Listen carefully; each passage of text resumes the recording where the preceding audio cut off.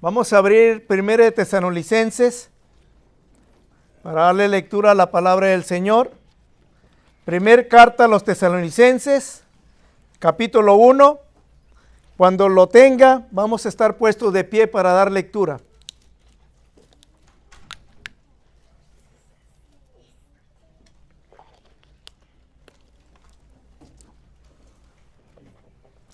Pongámonos de pie para darle lectura a la palabra del Señor a 1 de Tesalonicenses capítulo 1, verso 2. Dice la palabra del Señor en esta mañana así. 1 de Tesalonicenses 1, verso 2. Damos siempre gracias a Dios por todos vosotros, haciendo memoria de vosotros en nuestras oraciones, acordándonos sin cesar delante del Dios y Padre nuestro de la obra de vuestra fe, del trabajo de vuestro amor y de vuestra constancia en la esperanza en nuestro Señor Jesucristo. Porque conocemos, hermanos amados de Dios, vuestra elección. Nuestro evangelio no llegó a vosotros en palabras solamente, sino también en poder, en el Espíritu Santo y en plena certidumbre, como bien sabéis, cuáles fuimos entre vosotros por amor de vosotros. Y vosotros vinisteis a ser imitadores de nosotros y del Señor, recibiendo la palabra en medio de gran tribulación, con gozo del Espíritu Santo, de tal manera que habéis sido ejemplo a todos los de Macedonia y de Acaya que han creído, porque partiendo de vosotros ha sido divulgada la palabra del Señor, no solo en Macedonia y Acaya, sino que también en todo lugar vuestra fe en Dios se ha extendido, de modo que nosotros no tenemos necesidad de hablar nada, porque ellos mismos cuentan de nosotros la manera en que nos recibisteis y cómo os convertisteis de los ídolos a Dios, para servir al Dios vivo y verdadero y esperar de los cielos a su Hijo, al cual resucitó de los muertos, a Jesús, quien nos libra de la ira venidera. Dios bendiga su palabra. Tome asiento, por favor. En esta mañana, hermanos, vamos a hablar de una iglesia ejemplar. Una iglesia ejemplar es la iglesia de Tesalónica. Y lo primero que debemos de observar, y la pregunta que tenemos que hacerle al pasaje, ¿en qué es ejemplar la iglesia de Tesalónica? Porque dice la Biblia que habéis sido ejemplo. La iglesia de Tesalónica era una iglesia ejemplar. Y lo que vamos a tocar solamente en esta mañana, vamos a tocar el tema de la fe. Vamos a hablar de la fe de los hermanos de Tesalónica. Ahora, cuando hablamos de la fe de los hermanos de Tesalónica, es importante que entendamos el tema de la fe. En las redes sociales, si usted escucha o ve el TikTok o el YouTube o el Internet, usted va a encontrar muchas personas que dicen tener fe. Pero cuando uno escucha a esas personas que dicen que tienen la fe y uno va a la Biblia, uno se da cuenta, hermanos, que realmente no es la fe bíblica. Y el tema de la fe es un tema tan importante porque la Biblia dice, Hebreos 11, versículo 6, pero sin fe es imposible agradar a Dios, porque es necesario que el que se acerca a Dios crea que le hay y que Dios es galardonador de los que le buscan. Y en ese capítulo la Biblia habla de los héroes de la fe. Desde Abel en adelante empieza a hablar de personajes que tenían una fe, pero una fe bíblica. Hace muchos años llegó un anciano, y les he platicado de esto, con un niño, y que tocó la puerta de nuestra casa y quería hablarme la palabra de Dios. Y yo le digo a este señor, le digo, yo quisiera tratar un tema. Él traía su tema, obvio, traía su folleto acerca del mundo. Y yo le digo, a mí me gustaría que tratar un tema. ¿Usted quiere enseñarme a mí? Yo le doy la oportunidad. Si gusta pasar a mi casa, puede pasar a mi casa. Pero el tema que a mí me gustaría tratar tiene que ver con Jesús. Para usted o su religión, ¿quién es Jesús? Y le expliqué, le digo, Apocalipsis capítulo 1 dice que Jesús es el Todopoderoso. Y yo quiero saber si para ustedes Jesús es el Todopoderoso, porque la palabra Todopoderoso es un atributo de la deidad de Dios. Si Él me dice que Jesús es el Todopoderoso, entonces me está enseñando, o la fe que Él profesa quiere decir que cree que Jesús es Dios. Vi la cara que puso cuando yo cité el Apocalipsis capítulo 1 acerca de Jesús, que dice que es el Todopoderoso. Y vi la cara que puso y me dijo, no, el Todopoderoso es Jehová el Padre. Y le digo, entonces Jesús no es el Todopoderoso. Dice, no. Le digo, bueno, para empezar, yo veo que usted no tiene la misma fe que yo tengo. Y me gustaría que habláramos de eso. Hermanos, cuando vamos a la Biblia y estudiamos la carta a los tesalonicenses, Pablo va a elogiar a la iglesia y le va a decir a la iglesia que ellos tenían una fe, pero una fe bíblica, una fe en Dios. ¿Por qué? Porque si le pusimos atención al 1:9, dice, porque ellos mismos cuentan el testimonio de otros de los hermanos ejemplares, los tesalonicenses, porque ellos mismos cuentan de nosotros la manera en que nos recibiste, dice, y cómo os convertiste de los ídolos a Dios. Los tesalonicenses, antes de oír el evangelio por medio de los apóstoles, ellos tenían fe, pero la fe de ellos estaba puesta en un ídolo que tiene ojos y no ve, que tiene oídos y que no oye, que tiene pies y no camina.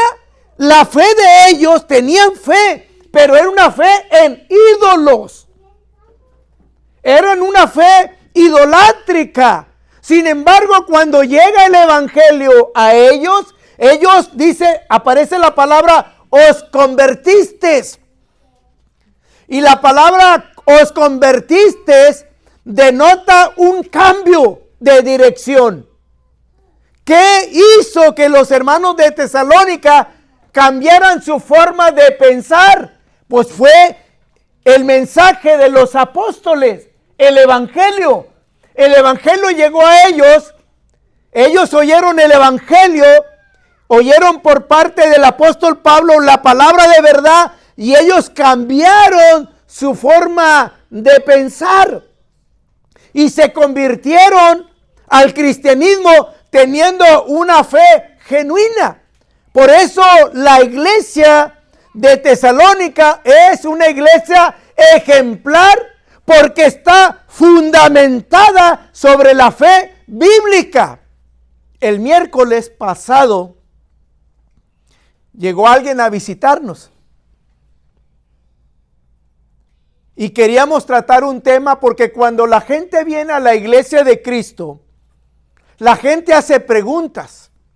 Y una de las preguntas que se hacen muchas de las veces es, ¿por qué no tocan con instrumentos mecánicos? Y ese fue el tema que tratamos ese miércoles. Si los hermanos que estuvieron aquí por el internet se acuerdan, yo puse en ese pizarrón la palabra Biblia. Siempre que usted va a estudiar con una persona que dice que tiene fe, usted primero, antes de entrar al tema que va a tratar, usted pregúntele ¿Qué tanto respeto le tiene a la Biblia? Porque si usted va a estudiar, por ejemplo, con un ateo, el ateo es uno que no cree en Dios, es sin Dios. Ellos no creen a Dios. Estudian la Biblia para otros propósitos, pero no para crear fe, para tener fe. Entonces, yo puse la palabra Biblia. Y antes de entrar en el tema, necesitamos ser sinceros. ¿Cuánto respeto, amor, reverencia tenemos por la Biblia? Amén, hermanos. Creemos la Biblia. ¿Cuántos libros tiene la Biblia? 66 libros. ¿Cuántos pactos? 2 pactos, el antiguo y el nuevo. Por supuesto hay más pactos, ¿verdad? Entonces, cuando ya entramos al por qué no usamos el instrumento mecánico, cuando ya entramos a lo que Pablo dice, entonces es cuando empezamos, caray, pues yo no había visto esto.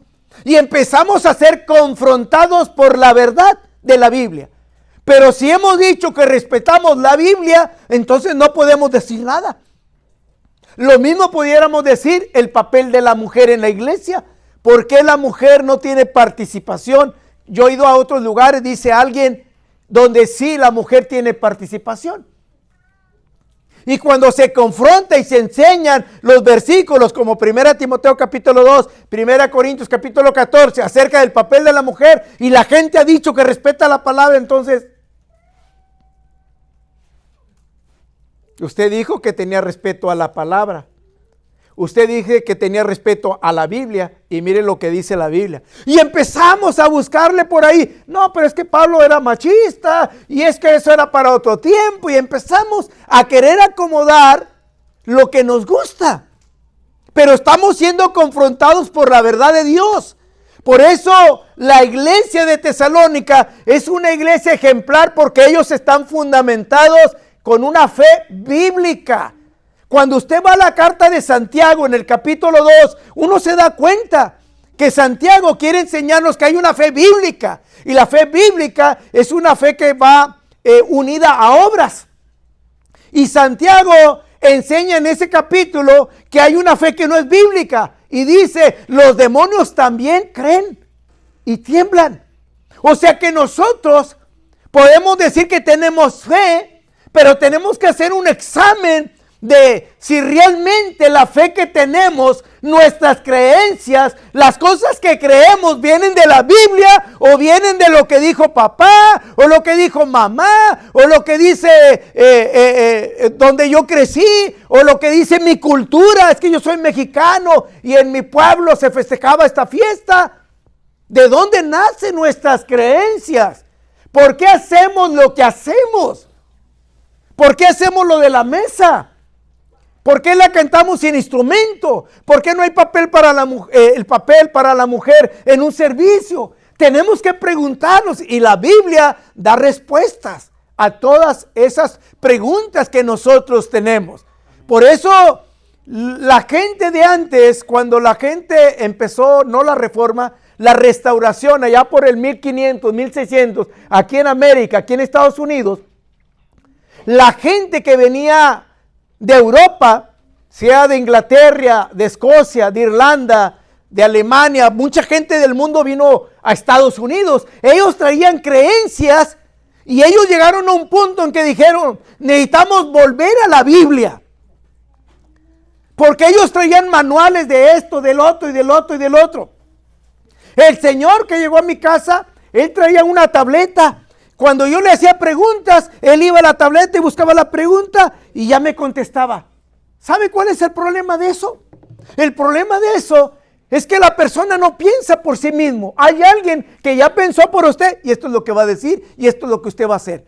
Pero cuando volvemos a la Biblia y estudiamos la Biblia, analizamos la Biblia, entonces vamos creando una fe bíblica. Vamos cambiando nuestra perspectiva. Ay, mi papá me enseñó esto, pero es esto. Cuando mi esposa y yo nos casamos, mi esposa traía otra fe que muchos de nosotros traíamos. Ella tenía en mente que a un niño cuando se nace pequeño hay que bautizarlo. Y de hecho nuestras 3 hijas que están aquí fueron bautizadas de pequeñas. Pero cuando ella comienza a estudiar de corazón, comienza a analizar lo que la Biblia dice, empieza a razonar. Por ejemplo, vamos a razonar en cuanto a ese punto. Usted conoce el pasaje. Id por todo el mundo. Son palabras de Jesús. Id por todo el mundo y predicad el evangelio a toda criatura. El que creyere y fuere bautizado será salvo. Ahí aparece la palabra bautismo. Aparece también la palabra creer, porque no solo el bautismo. Usted si bautiza a una persona que no entiende, que no sabe, no lo bautice. Nunca se bautiza a alguien que no cree, porque antes de bautismo está la palabra creer. Y para que una persona crea, la palabra viene ¿de dónde? Del oír. Ahí está el oír, en ese pasaje que he citado de memoria. Y ahí está el evangelio dado por los apóstoles. Y por eso es importante que cuando ella analiza ese versículo, dice, ah, caray, pues sí bauticé a mi niña, pero ¿creía? ¿Entendía? ¿Sabía la responsabilidad, lo que iba a hacer? No. Entonces el bautismo prácticamente era nulo. Y ella comenzó a comprender lo importante que era la fe bíblica. Por supuesto que le dolió. ¿Por qué le dolió? Porque ella traía otra formación. Ella traía otra forma de entender la Biblia. Ella traía la tradición de su familia que tenía que abandonar. Por eso es importante que para ser ejemplo necesitamos tener la fe de los tesalonicenses. Los tesalonicenses, hermanos, ellos tenían una fe bíblica. Abandonaron la fe falsa, adoración a ídolos, y se volvieron al Dios vivo, teniendo una fe bíblica. Número 2, no solamente tenían una fe bíblica, hermanos, sino que también, hermanos, algo que tenemos que aprender es que la fe bíblica va a pasar por situaciones difíciles. Cuando los hermanos están pasando por tribulaciones, como los hermanos de Tesalónica estaban pasando por tribulaciones, el apóstol Pablo sabía algo. ¿Y qué es lo que sabía Pablo? Hermanos, cuando estudiamos la carta de Pedro hace algunos meses, algo que aprendimos de Pedro, vaya a Primera de Pedro para que lo leamos. Y quisiera enfatizar algo de ahí. Primera de Pedro, capítulo 1, versículo 6 al versículo 9. Primera de Pedro 1:6.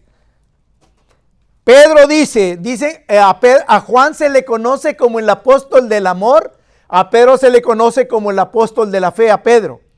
En lo cual vosotros os alegráis, aunque ahora por un poco de tiempo, si es necesario, tengáis que ser afligidos. ¿En qué? En diversas pruebas, para que sometida a prueba vuestra, ¿qué? Hermanos, así como el oro se somete a prueba para ver si es oro, Pedro dice que es posible que tu fe y mi fe va a ser sometida a prueba. ¿Para qué? Para ver si es genuina o no es genuina. Y Pedro dice para que sometida vuestra fe, dice, mucho más preciosa que el oro. La fe es algo que tenemos que cuidar. Si usted tuviera un lingote, literalmente, si usted tuviera un lingote de oro, ¿lo dejaría en cualquier lugar? Usted tiene un lingote de oro, llega a la casa y está la televisión por ahí va y pone el lingote. ¿Así lo dejaría? ¿qué es más valioso? ¿La fe o ese lingote de oro? Pedro dice la fe. Y aquí tenemos que despertar algo a la iglesia. La fe es algo que tenemos que cuidar, hermanos. Satanás anda detrás usando o aprovechando las pruebas para destruir tu fe. Si estás pasando por aflicciones, si estás pasando por problemas, si estás siendo afligido, no la estás pasando bien, guarda, cuida tu fe, porque Satanás la quiere destruir. Y si Satanás logra destruir tu fe, ya te destruyó. Porque sin fe es imposible agradar a Dios. Satanás sabe el valor de la fe en una persona. Un hombre de fe, hermano, Satanás tiembla. Cuando ese hombre de fe se arrodilla, a Satanás no le gusta. No le gusta. En los tiempos de Elías, la mayoría del pueblo había apostatado. Pero había un hombre que tenía fe. Ese se llamaba Elías. Un hombre que creía en Dios, que Dios lo escuchaba. Y ese hombre se puso a orar para que no lloviera y no llovió. Elías tenía fe. Por eso dice el pasaje, dice, aunque la fe más preciosa que el oro, el cual aunque perecedero se prueba con fuego, sea hallada en alabanza, gloria, honra cuando Jesús sea manifestado. Y luego dice, obteniendo el fin de vuestra fe. ¿Cuál es el fin de la fe según el verso 9? ¿Me lo puede explicar? ¿Me puede dar la respuesta porque le he hecho una pregunta? ¿Cuál es el fin de la fe según el verso 9? Que es obteniendo el fin de la fe, que es, ahí está, salvación de tu alma. Si tú no tienes fe, vas a perder tu alma. ¿Y sabe qué? Va a perderse usted. ¿Y sabe por qué? Porque usted ha permitido que Satanás destruya su fe. Ha usado problemas, aflicciones en usted para que usted pierda esa fe. ¿Se acuerda de Job? Y se acuerda de la esposa de Job, que no tiene nombre. Un matrimonio que lo tenía todo.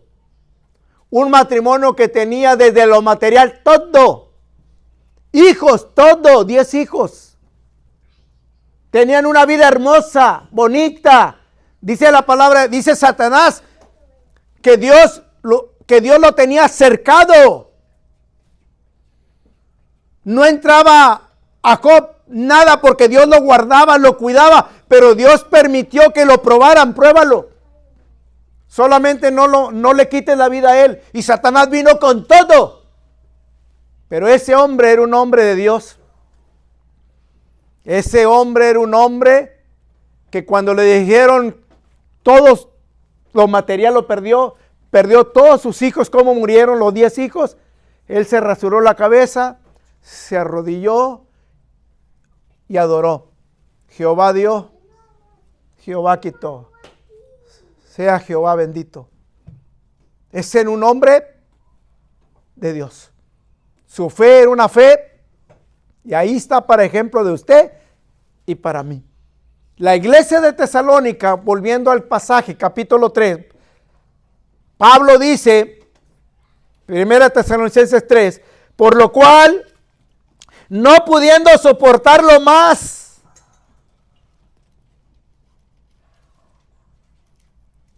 mire lo que dice el 3:18,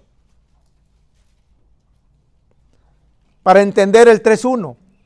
Por lo cual quisimos ir a vosotros, yo Pablo. Pablo sabía que los hermanos de Tesalónica la estaban pasando mal. Pablo sabía que los hermanos de Tesalónica podían desanimarse. Pablo sabía que la fe de ellos estaba siendo atacada. ¿Y qué quería hacer Pablo? Pablo quería ir a ellos Pero dice el verso 18, por lo cual quisimos, estaba el deseo, quisimos ir a vosotros, yo Pablo ciertamente, una y otra vez, pero ¿quién es el que estorba? Usted ha tenido buenos deseos. Usted ha tenido deseos de que el hermano X no ha venido a la iglesia.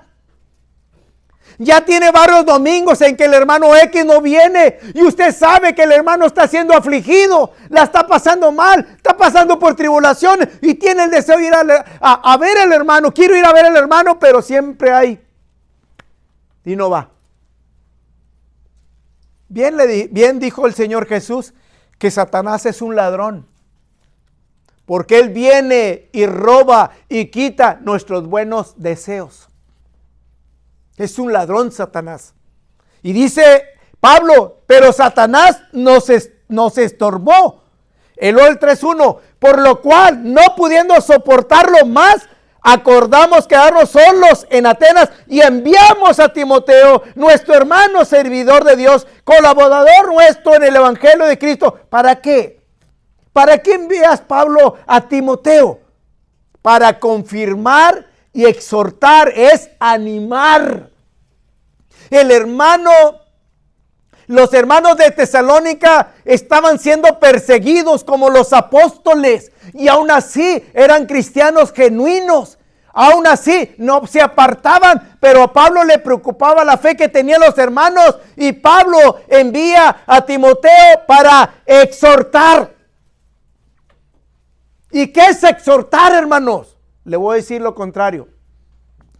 ¿Se acuerda usted cuando los 3 amigos de Job fueron a él? Los amigos de Job fueron, pero ¿para qué? Con esos amigos, ¿para qué quiero enemigos? Cuando usted estudia el libro de Job, el Señor Dios se molesta con los amigos de Job porque lo hacen ver culpable. ¿No será que tú pecaste? ¿No será que estás mal? Hermanos, estamos para animar. El hermano la está pasando mal. El hermano está en aflicción. Hay que ir a levantar el ánimo. Hay que ir a apoyarlo. Hay que ir a orar. Hay que ir a escucharlo. Es fácil juzgar. Es fácil criticar. Es fácil señalar. Por eso en este capítulo, en el capítulo 5 de esta carta, Pablo dice el 5:14, también rogamos, hermanos, que amonestéis a los ociosos. Aquí a los ociosos sí se amonesta. Y estamos hablando de un ocioso que no trabaja literalmente. ¿Sabe qué? La carta a los tesalonicenses es una carta donde se habla mucho de la segunda venida de Cristo. Los hermanos creyeron de corazón que Cristo iba a venir y ¿sabe qué hicieron? Abandonaron sus trabajos, abandonaron sus empresas, abandonaron sus negocios. Y Pablo habla de ellos literalmente. Dice, no, estos hermanos tienen que regresar a trabajo. Abran lote de carros, váyanse a trabajar. Abran la compañía de camiones, váyanse a manejar el camión. Fíjese qué bonito Pablo. Pero es que el Señor Jesús viene, no, a trabajar. El Señor va a venir, no sabemos cuándo, pero no dejen de trabajar para que no se encargue la iglesia. O sea que en la iglesia no hay lugar para los ociosos. Él lo dice, que alentéis a los de poco ánimo, que sostengáis a los débiles, que seáis pacientes para con todos. En la iglesia hay de todos, hay ociosos, hay débiles, hay desanimados y a cada hermano se le trata diferente. Cuando un hermano está pasando por tribulación, está pasando por problemas, hay que apoyarlo, hay que orar por él, hay que visitarlo, hay que escucharlo.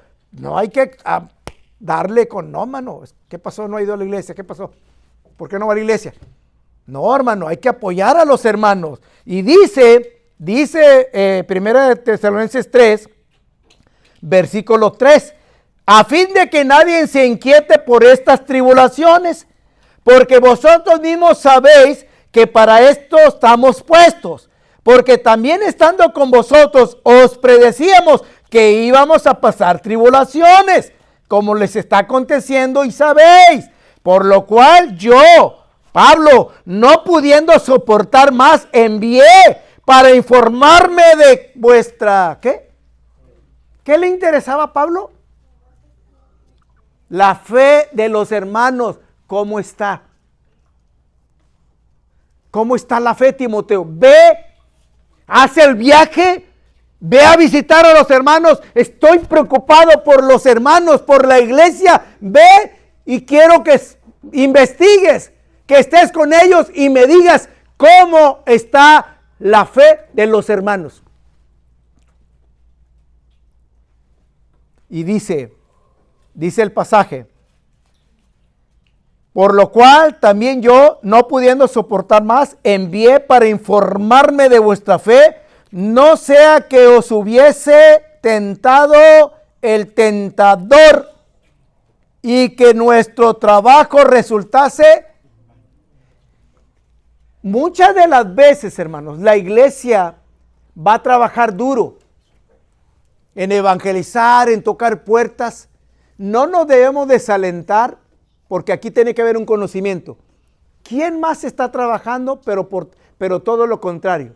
Nosotros estamos trabajando para llegar a un hogar destruido, para construirlo, para edificarlo, para ayudar a ese matrimonio, a esa casa. Pero hay alguien aquí en este pasaje que es todo lo contrario. Quiere llegar a la casa para destruirlos, para separarlos, para divorciarlos, para destruir todo. ¿Quién es él? Satanás.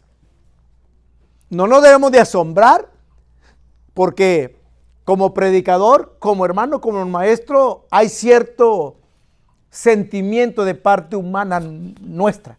Cuando un predicador, cuando un hermano trabaja en alguien, le echa todas las ganas, va y toca puertas y conoce a la persona y la persona abre la puerta y empezamos a estudiar la Biblia, empezamos a orar por él, le empezamos a enseñar la Biblia y empieza a crecer y empieza a aumentar y se bautiza, pero viene el enemigo, empieza a atacarlo, empieza a destruirlo y se va de la iglesia.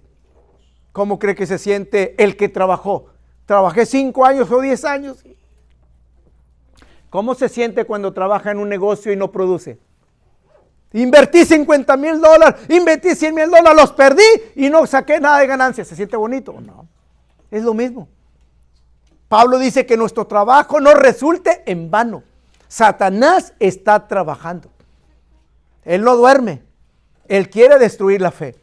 Pero mire qué bonito el pasaje. Por eso la iglesia de Tesalónica es una iglesia ejemplar. Seguimos leyendo.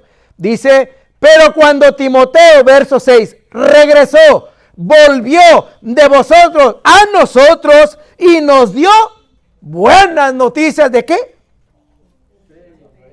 Otra vez, fe, amor, y que siempre nos recordáis con cariño, deseando vernos como también nosotros a vosotros. Por ello, hermanos, en medio de toda nuestra necesidad y aflicción, fuimos consolados de vosotros por medio de vuestra fe. Qué bonito. Decía otro apóstol, ¿cuál es el mayor gozo de un apóstol? Y es el mayor gozo mío, referente de ustedes. ¿Cuál es el mayor gozo? Que se hagan millonarios. ¿Cuál es el mayor gozo? Que mis hijos, correcto, que mis hijos anden en la verdad, en la fe genuina. Ese es el mayor gozo de un padre. Porque qué triste es que usted tenga un hijo donde usted está trabajando con él y de repente llega y diga, no, pues ahora ando con el Islam, allá soy de allá.